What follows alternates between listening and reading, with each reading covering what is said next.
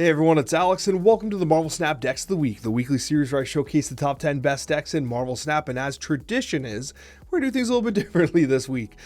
We just had the high voltage end. We have a brand new OTA that just dropped, and I was looking at the stats and going through some things, and I was like, you know what? The first three decks we're going to talk about today, I think are criminally underplayed decks that might not be seeing a lot of play over the last 7 days or since the OTA, but on a 30-day average have been doing absolutely incredible.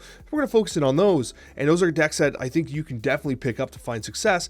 And then the next 7 are going to be the top-down statistical best decks according to Untapped, win rate down into the cube rate as a secondary characteristic for ranking.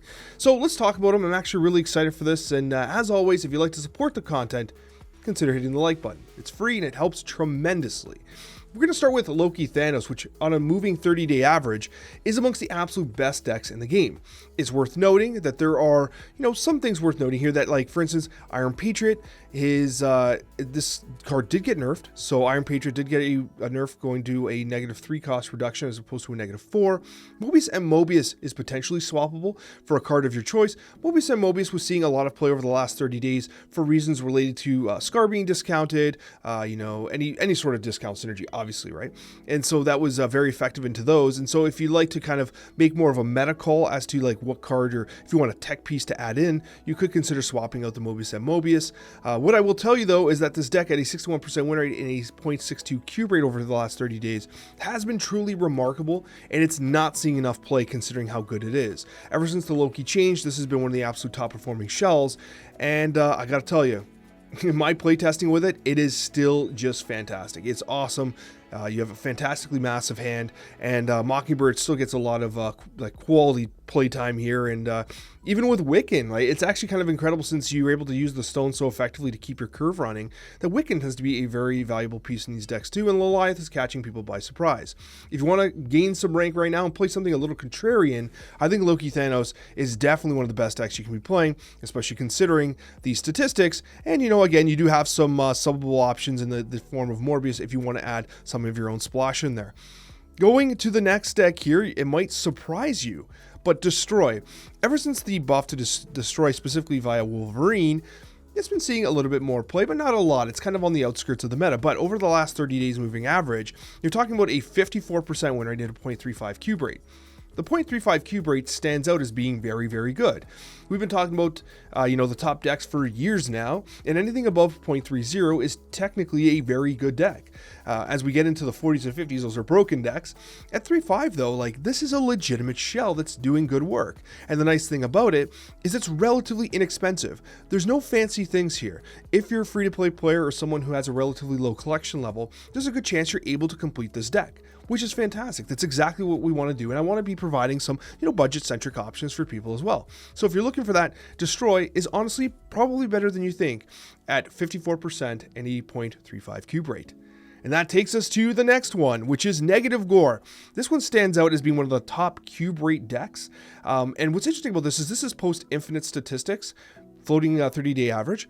What I will tell you, though, is that this is a deck that often shows itself during the level up process, right? You're going to see this deck on my top 10 next week when we talk about the ones in the ranking process, because we're going to have the rank reset going into the new season.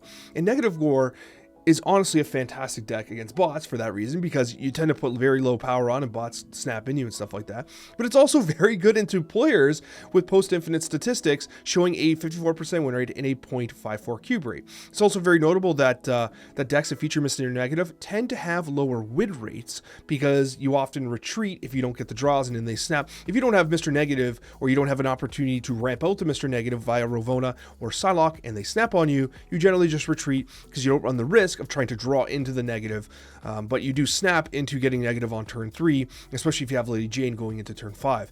So this is a deck that has a very straightforward snap pattern, and anybody that stays 8 cubes or 4 cubes on you when you got Mr. Negative is actually kind of crazy, because the amount of power you put out is almost second to none, especially with the Gore shells. Anyways, really like the deck. I always have, and if you're looking to play something that honestly can probably carry you into the next week as well, Negative Gore is a good choice. Okay, so now this is going to take us into our statistical top 7 according to Untapped, with the statistics being taken from the latest OTA. Now, obviously, you're looking for a Khonshu deck for the weekend mission, and believe it or not, I was honestly surprised that statistically, this 56% win rate, 0.28 cube rate is what Untapped is showing as one of the top performing Khonshu decks. It doesn't have Gore, it doesn't have Iron Man, it's literally not doing anything that fancy. It's literally discard with Khonshu. Like, it's kind of funny to think that, like, all of us, we were trying to cook so hard with Khonshu and stuff like that. And I still think that the ideal Khonshu cooks are still forthcoming, because we don't have a lot of stats with Khonshu and Isan working together.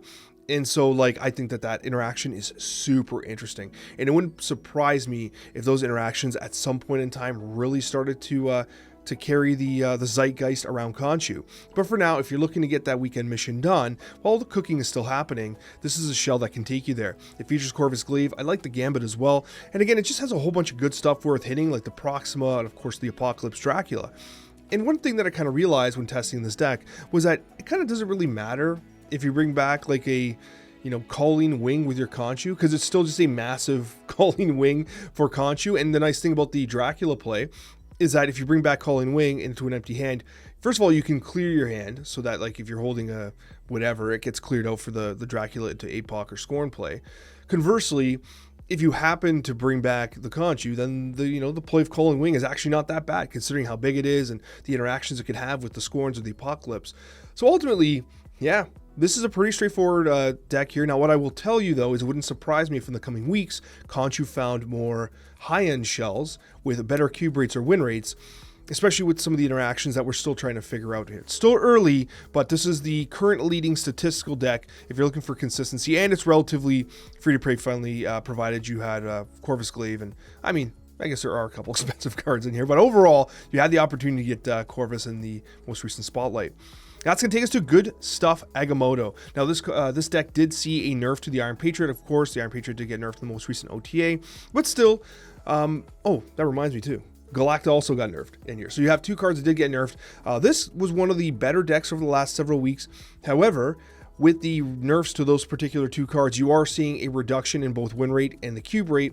A 56% win rate and a 0.29 cube rate is very modest, especially for a deck that has Agamotto, Copycat, Rocket and Groot, Galactic Gwenpool. Like, these are really good cards.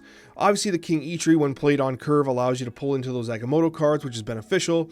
It's probably the only card in here that's not necessarily good stuff, right? Eitri is maybe a little sus, but in this particular shell, it works well. Everything else, though, like, there's not a bad card here except for Eitri, right? You go through the entire list, and these are all cards that stand on their own as being excellent, borderline archetype defining cards to some degree, but also just cards that tend to win you games in fun and unique ways, right? Like, you got a cool Juggernaut play on turn 6. You steal something really crazy with the Copycat.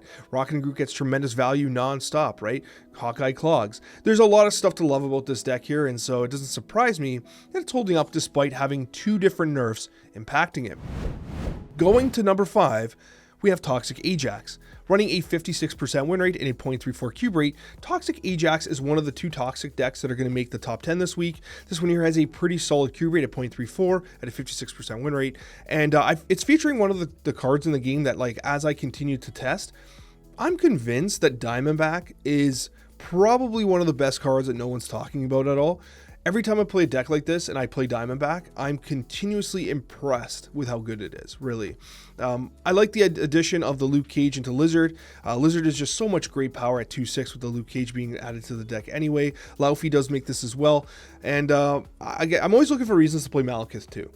The Anti-Venom continues to be a very splashable card, and this particular version of the deck is running Rogue, which honestly is probably going to suit yourself perfectly going into the next season as well, considering how many ongoing cards that we're going to be getting. And so this is one of those ones that might age like fine wine coming into the next season, considering how many ongoing, you got the Goliath, you got the Agent Carter, you have all these different cards coming in with fantastic ongoing abilities next season. And so Rogue is probably going to feast. But anyways, Toxic Ajax, a 56% win rate, and a 0.34 cube rate. Agamotto Thanos. Now, I know that I've been talking a lot about Thanos today already. And you're like, Alex, seriously? This is your second Thanos deck already? Now, this one here is featuring the Fenris Wolf. This is a bit of a meta call for this particular weekend, where you're going to have a lot of people playing the Coccia to get the weekend mission done, because you have the Fenris Wolf in here. Now, Fenris obviously synergizes with Gladiator if you do not happen to be playing against someone who's playing discard, but realistically, this feasts in the current meta. So if you're like, Alex, I need to get to Infinite right now while people are doing weekend missions, this is probably the one you play. The reason why I say that is because you got the Fenris, who takes advantage of the cards that they're discarding. If they discard Gorge or Iron Man in some of the earlier lists, you can take advantage of that. Moreover, you have the Alliath, which can absolutely cripple their turn 5 plays, or turn 6 plays, I should say. Sorry, well, turn 5 if you pull that Wiccan out. Red Guardian feasts on Dracula's, Morbius, whatever happens to be in play there. And so I do think that, this is a very well-rounded deck for the current meta. And again, it features just good cards. And one of the things when I was testing this particular deck for this video was that Iron Patriot, yes, saw a nerf, but it still feels good to play Iron Patriot into the Rocket and Groot, because the value you're generating from the Rocket and Groot and Iron Patriot combination still feels fantastic and still feels borderline unfair sometimes. So anyways, yes, Iron Patriot did get a bit of a nerf, but this still continues to be one of the top shells in the meta at a 57% win rate, 0.28 cube rate. Cube rate a little under that 3-0, which is what we're generally looking for. But that is going to take us into our top 3. Starting with our top 3, we have Toxic Abomination. This is going to be the second Toxic based deck, but this one is built very differently using the High Evolutionary and Abomination package. This one here also features Grandmaster to double up on some of the plays here and the effects. I personally, in playing this deck, do enjoy playing Grandmaster into Cassandra Nova into the Grandmaster, because Cassandra Nova does tend to get a little big, especially when you're double procking the effects. Obviously, you can also do Silver Sable into the Grandmaster on curve. The Sam Wilson provides you excellent utility as well, but overall, it's just a good shell. It's just a good shell, and considering the amount of kind of movement you have with the Rocket and Groot, you got the Captain America, of course. Miles Morales ends up being a pretty playable piece in this deck as well. For that extra 1/6, you get to drop alongside the Ajax on turn 6 or whatever have you happen to be playing. So at a 58% win rate, 0.34 cube rate, this deck is phenomenal. It's been good for several weeks now, and it's it's resilient to the fact that it's not been nerfed. Like, this is one of those decks that has not been particularly nerfed, if you don't count the change to the Captain America Sam Wilson shield. But anyways, Toxic A-Bomb doing phenomenal work here. Going to number 2, it shouldn't surprise you that it's Scream. Scream running a 59% win rate and a 0.28 cube rate. Yes, the cube rate is a little lower than we like, and it is down compared to some of the other prior weeks, but this deck still features everything that you expect. The Iron Patriot did get a nerf, however, everything else around the shell still remains. And the key thing about this particular deck is that, as I've said so many times before, the turn 2 is so remarkably powerful. Turn 2, like, look at these cards. You're playing Scream, Iron Patriot, Captain America, or Kraven, which obviously Kraven being the weakest of the bunch, but happens to synergize with pretty much everything else in the deck.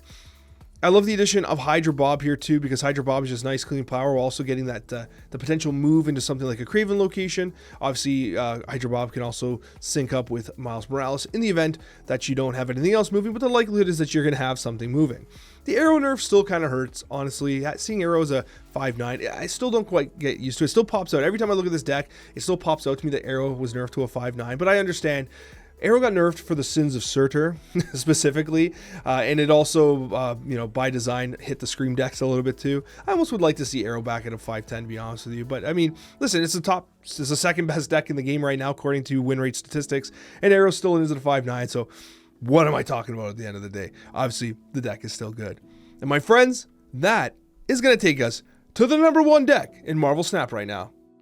Sauron at a 59% win rate and a 0.30 cube rate tells you just how impactful OTAs can be, especially ones that change the cost of key cards like Sauron from a 3/4 to a 2/2, which again, your boy might have seen that coming. And I will tell you though, is that like now the deck plays so much better. And what I really think is inventive about this deck is the fact that you have the Scar and the Surtur shell in it, which makes perfect sense. Because if you don't draw into Starbrand and you play your Sauron, Surtur is great here because it's unimpacted by the Sauron change, and yet it benefits from pretty much everything being played down. Moreover, Ares does not get hit by the Sauron change, and so therefore Ares can help to proc the Surtur effects and etc., leading into a turn 6, which might have some combination of a Starbrand you've top decked, a Scar, or whatever. pretty interesting. And the fact that you are running something like a Lizard, Scar, and Starbrand gives you these turn 6 power plays where it's like, wow, Scar got pretty discounted. I can sneak that out with a Lizard and a Starbrand. It's pretty fascinating, and Surtur does get a lot of value here.